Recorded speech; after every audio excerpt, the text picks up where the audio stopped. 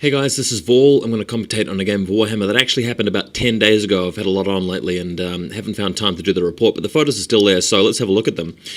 This is me against Josh. It's a Skaven against Warriors of Chaos. Josh has really been refurbishing his army and adding lots of little bits and pieces in here and there. He's got, we'll come to what his army's got in a bit. Just as an overview, this is a sort of a standard meeting engage. Well, I'm not sure if that's the actual right mission name for it, but just a standard sort of 7th edition type scenario without too much bother with the terrain. You can see my Screamer Bell placed behind all the rats and the slaves, and really just things either side of the field. We'll talk about deployment sort of as we go, but just generally, Skaven versus Warriors of Chaos. It's an 8th edition matchup that I haven't played before, and we'll get straight as I can into it, shall we? Next photo will show you Josh's miniatures. These guys, some of them are actually conversions, some of them are War Machine models. So the miniature on the right-hand side of the field there, which is still not undercoated, not painted, is actually from War Machine. I think he's converted him a little bit. And there's the classic Khorne Juggernaut hero next to him. The Dragon Ogres are basically normal ogres with slug guys sort of molded onto their torsos. I actually thought that quite cool for his Dragon Ogres, and they're a pretty good unit too now that they've got Stomp, and they're still pretty fast. Typical Chaos Knights there in the background as well. So Josh, trying out a lot of different ideas and models. He's the owner of that wonderful Orc and Goblin army that I used to show you in some of my early battle reports. You guys might remember the ones in the snow sort of theme, but Josh always ends up with some pretty cool results with his painting and modeling. So looking forward to seeing how these guys turn out. Next image shows you his Hell Cannon. That model is from War Machine. You guys that play War Machine or Hordes may be familiar with it. I think it really fits the part. You can see he's got a big cannon and is actually a big monster, and everybody knows that the Hell Cannon is quite good in combat as well. He's got 2 units of 10 Marauders, and these are the only real things in his army which I'm a bit iffy about. The thing about these Marauders is that they're not really fighting units. They're just there to get in the way. He hasn't even equipped them with great weapons, I think. He has given them flails, though. In 8th edition, you want units to be a bit larger, and I think what Josh should probably do is just stick with some cheap Warhounds if he's going to get guys in the way, because they're more cost-efficient, basically. Now, behind them, he's got a unit of, I think, 12 or 15 Chaos Warriors with great weapon, Halberds, and Mark of Khorne, which I think is fantastic.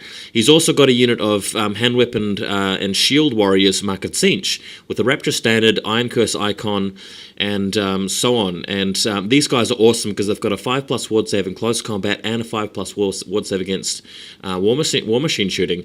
He's also bunkered in a Tzeentch, a combat hero on foot, and a level 2 sorcerer. Again, not so hot on the single level 2 sorcerer in his army because he's got a Demon Prince with no magic, Mark of Khorne. He's got a couple of fighting heroes, and he hasn't got that +4 to dispel, +4 to cast, and that's one thing I've pulled him up on. He does have a dispel scroll though. Next, you've got my sneaky gutter runners sneakying behind this building, which, as usual, looks great.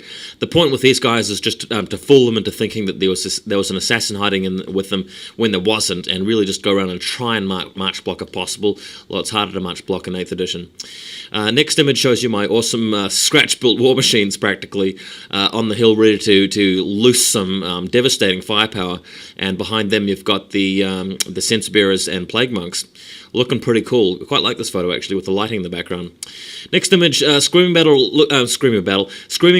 looking ready to go. Warpfire throwers attached to the Clan Rat unit on the left and to the Screaming Bell at top. Got all the spells that I need to this game. The level 1 or 2 Warlock is in the Clan Rat unit, whereas the BSB is in with the Bell unit itself. Next image shows you me getting the first turn and rolling forward with everything, moving through the forest with the Rat Ogres as well, and Gutter Runners moving around back. Fairly uneventful first turn, if I recall correctly. Misfiring with my War Machines a little bit, and not achieving very much in the magic phase, unfortunately. Also forgetting to fire the Doom Rocket, which is kind of annoying. Next image, the left-hand flank. I'm just trying to get in the way with my Gutter Runners and maybe sort of engage his His Hellcan in close combat, distracted from shooting for a turn, not too sure. In the meantime, getting ready to try and combat this unit of Tzeentch warriors, but it's going to be very difficult to stop those guys in close combat.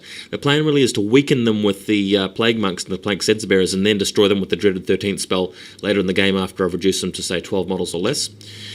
Next image, Josh responds by moving straight forward with just about everything. He's got his Tzeentch guys cranking up into the forest.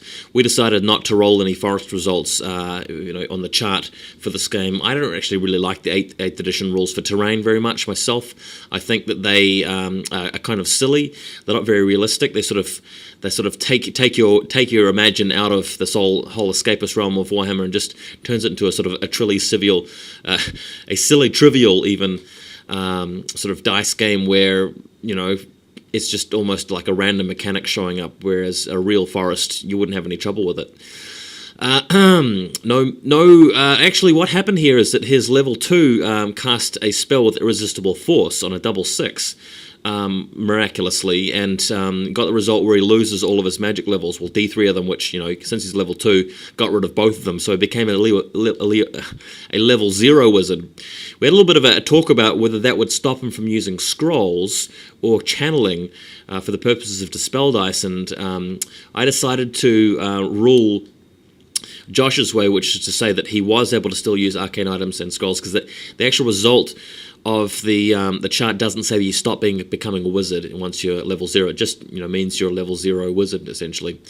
Next picture shows you the Doom Wheel cranking around the side up against those Dragon Ogres. Now, I made a critical mistake in this game, absolute dumbfounding error.